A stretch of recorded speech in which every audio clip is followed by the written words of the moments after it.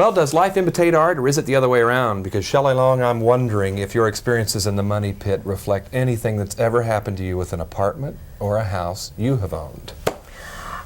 Yeah. Because we all can identify with this kind of thing. It's true. In the money pit, I think we show some unique situations and consequences of those situations, but the feeling of it, the exasperation of it, the frustration of it, I can easily identify with, well, as obviously you can too. Either in your days as a television broadcaster or on the stage or whatever. What, for example, a landlord, a house, an apartment that kept falling apart? Anything? You know, I mean, you get in, you want to take a shower, and this is the first time in your apartment, right? And you turn on, you're going to take a shower, and it's going to be great, and you turn on the cold water, and it's hot! Or you turn on the hot water, and it's cold!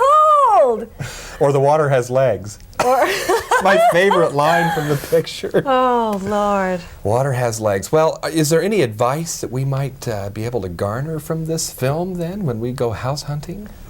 Do you suppose there's a... Develop great inner patience. Yes. And acceptance. And don't try and launch a relationship in a new house at the same time? Well, if you do, I would say reduce your expectations as to how much time it'll take for both to work out. It's tough, yeah. Yeah, probably best. I think the traditional way of first you get married, then you buy a house, that there are reasons for that, you see. If you're getting married, you have to make some commitment, or you should. And so you probably know each other to some extent, 24 hours at least, maybe if you're lucky.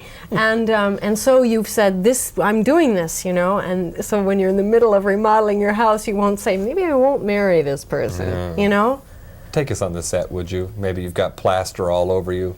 Were there times when you said, there's got to be a better way of making a living? Yes, okay, I'll admit it.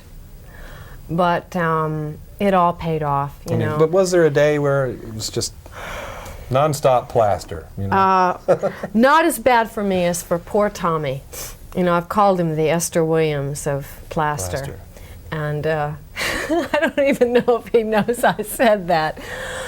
I didn't have to dive into it. I just had the dust on me constantly, and they'd paint it on my nose and on my face, and it had to be exactly right each time so it matched. So there's the a script previous girl shot. to determine the proper Oh yes, placement. people standing around with paintbrushes, dipping it into the plaster, and then saying, "Close your eyes," and then they go, they blow it all over. It's the silliest thing. But over the years, you know, I've done a lot of work, and you know, this is part of it. But you had to put up with something Mr. Hanks didn't, coming back after a very special event in your life. Yes, yes.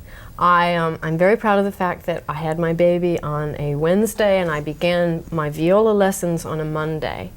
And 2.5 weeks after she was born, we got on a plane and we came to New York and started rehearsals for 2 weeks. You decided to do this in advance, but when it came to doing it 2 weeks later, did you decide you'd been a little premature and how soon you could bounce back? Nah, not at all. Nope. I took a very strenuous walk the Friday after the Wednesday I had the baby. Wow. And I was tired.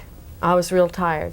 But I did it, you know, and I had planned, as you said, I had planned from before I got pregnant that I would do a movie during this hiatus. But do you realize there are women out there watching you right now who take 6 months maternity leave during a job, and they're looking at you who took 2 weeks, and they're probably hating you right now.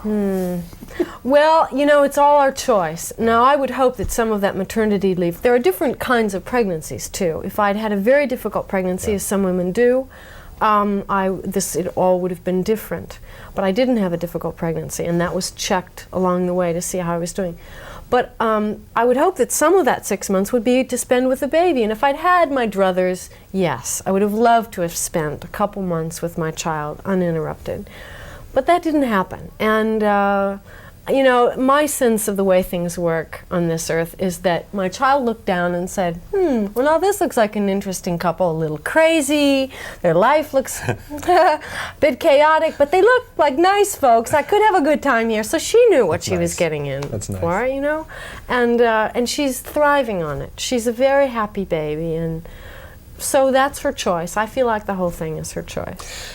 I'm guilty of flattery, I guess, but you have a very imaginative way of talking. Intelligence and imagination really do shine through your roles. Thanks. Seriously, thanks. I mean, you are a writer. We don't know enough about that in your background, I guess. But I should quickly add that I do not write Cheers. Because I don't. Do people think that? I think some people think that actors make it up along the way, and some actors are allowed to do that.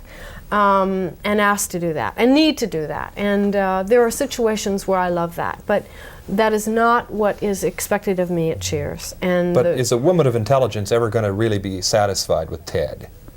I mean, so many women are wondering this outside. Is Diane going to be satisfied with Sam? Is that what you're asking? I don't know. So far she hasn't really had the chance, I don't think, or she hasn't allowed herself to have the chance. Oh, I don't know, you know, that... I honestly, I get very confused about the relationship, maybe as confused as people watching it get, because I say to the producers, now wait a minute, this happened and this happened, now tell me how you imagine these two things happening in the same life. I have trouble because it's a very complicated kind of relationship, so I ask for as much explanation from them as you might ask from me, but don't ask. Okay, among your many fans are members of the Kansas City Royals. Oh. Are we done with our interview now? Not really, because this is part of it. They're looking at you right now. Oh, They're okay. looking on. And maybe a word of support with the upcoming season after winning the series. Yes. Well, first of all, congratulations and go get him, Royals. Now, is she being sincere when she says, oh, sure, or are you an Angels fan? Well, probably more Dodgers. But that's all right. Anybody who's good and who likes me is great. I told you she was intelligent and imaginative. Shelley Long in the Money Pit. Okay, and from thanks. Los Angeles for KCTV5, I'm John Tibbetts.